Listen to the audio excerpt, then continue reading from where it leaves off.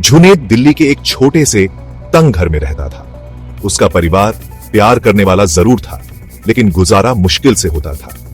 जुनैद के पिता की मृत्यु तब हो गई थी जब वह 5-6 साल का था। उसकी मां अपने अनंत प्यार और त्याग से परिवार को एक साथ रखती थी। जुनैद के 3 बड़े भाई थे जो उससे बहुत प्यार करते थे और 2 बहनें थीं। दोनों बहनों की शादी हो चुकी थी और जुनैद के तीनों भाइयों की भी शादी हो चुकी थी।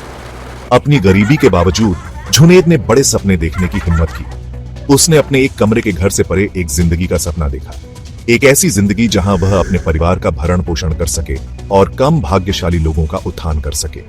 वह जानता था कि शिक्षा ही उसका एकमात्र रास्ता है। वह लगन से पढ़ाई करता था। उसकी आंखों में एक अटूट दृढ़ संकल्प दिखाई देता था।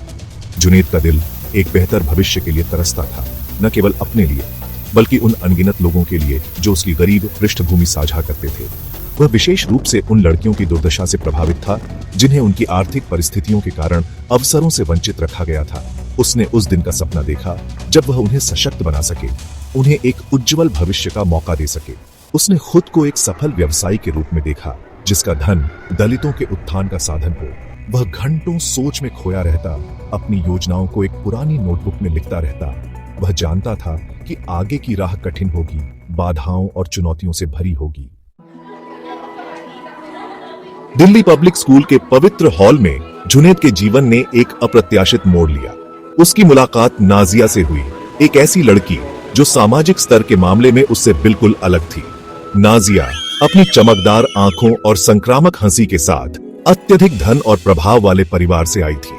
पुरानी किताबों की पुरानी खुशबू और फुसफुसाते बातचीत के बीच स्कूल के पुस्तकालय में उनकी दुनिया टकरा गई। नाजिया जुनैद की शांत बुद्धिमत्ता और सच्ची गर्मजोशी की ओर आकर्षित हुई। उसने खुद को उसके साथ ज्यादा से ज्यादा समय बिताते हुए पाया।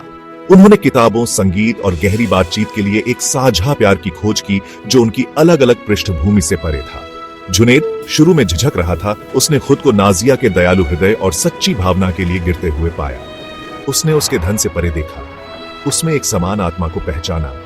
उनका प्यार चोरी छिपे नजरों, स्कूल की छत पर साझा किए गए लंच और घर के रास्ते में की गई फुसफुसाती बातों के बीच खिल उठा। उन्होंने अपनी एक दुनिया बनाई, एक ऐसी जगह जहां उनका प्यार फल फूल सकता था।